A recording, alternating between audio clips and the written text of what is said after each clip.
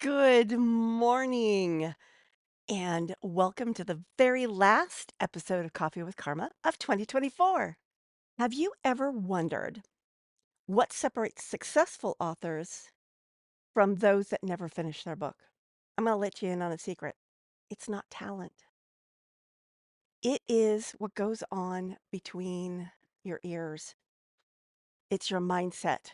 And in today's episode of Coffee with Karma, I'm going to share with you 5 mindset shifts that will help you get your book done and start getting your message out into the world so that you can grow your business. Hi, my name is Carma Spence, and I help executive coaches, business leaders, and consultants write, publish, and market client attracting books so that they can grow their business. Now, let's get to the first tip. Start where you are, not where you think you should be. Look, we all want to know where we want to be, but if you start comparing your now self to your then self, you're just going to feel sad. And it might just stop you from actually even trying. So, what you want to do is embrace the journey, embrace the progress over time that will happen to get you there. So, yes, embrace where you are, know where you want to be, and start taking baby steps to get there. It makes the journey so much easier rather than trying to leap. Now, some people can leap. That's fine. If that's you, great. More power to you. But most people look at the leap and stop. It reminds me of when I first tried zip lining. And it was like, it wasn't even in a fancy exotic location. It was at a travel expo. And basically the zip trip was like about maybe 10 feet.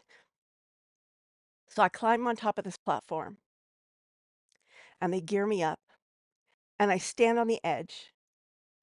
And there's a guy at the other end of the zip line ready to help you walk down the ladder so that you can get off the zip line.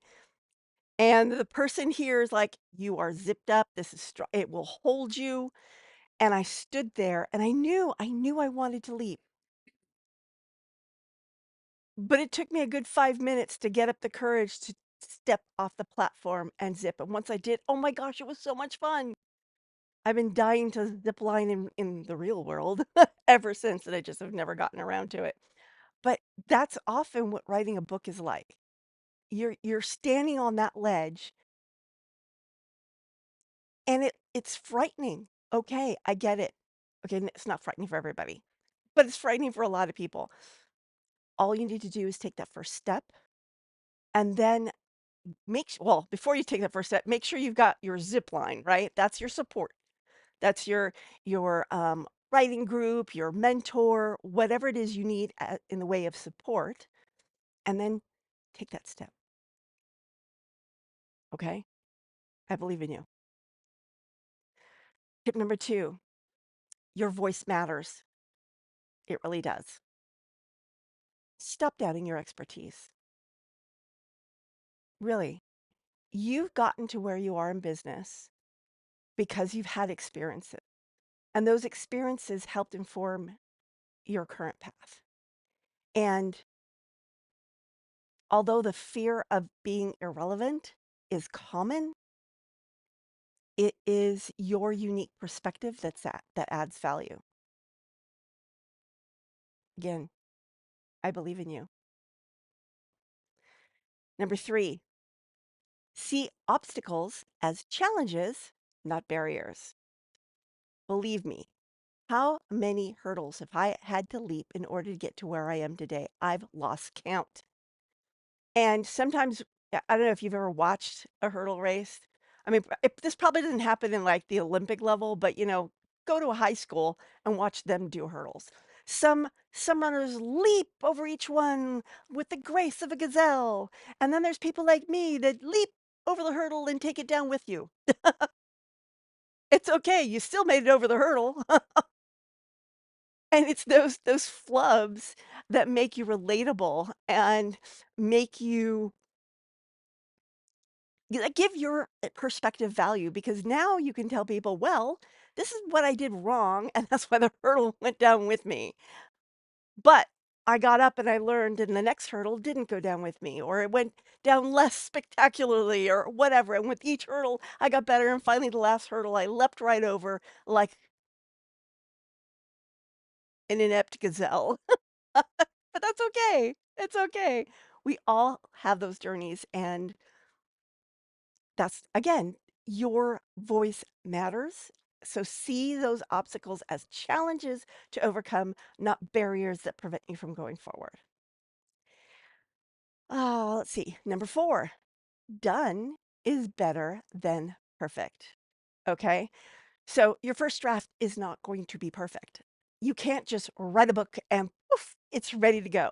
No, you're going to need a team of editors, beta readers, more than one person beyond yourself to read it and give feedback and clean up, you know, dangling participles and whatnot. So done is better than perfect. You can perfect later. In fact, I'm going to be launching a new program probably around the end of February, which gets you to that first draft. And it does that in 8 weeks because I take you one baby step at a time until voila, you've got your first draft ready to send off to editors. Just get it done. Just get it done. All right. Last one, number 5. Your book is an investment, not an expense. Okay, so yes, it's going to cost you a little bit of money to get that book out of you. Now, you may be a DIYer and all you have to spend money on is maybe the cover, some editors, a proofreader. That's like guerrilla writing it. Or you may hire a mentor, or you may take a course, or you may join a membership that supports you over a longer journey. For Public Speaking Superpowers, I invested $5,000 in a course that took me over the year to learn how to not, I mean, I already knew how to write a book. What I didn't know how to do was get it into hardcover and get it into bookstores. That was something I needed knowledge for. And to me, that investment of $5,000 was worth learning how to do that. Now I can do it for all my books. So investing in yourself so that you can get a better quality book out there is worth it because as it grows your business, you'll make more money. So it'll all work out. So there you go. 5 mindset shifts that will help you get your book done. And I really hope that you publish a book in 2025.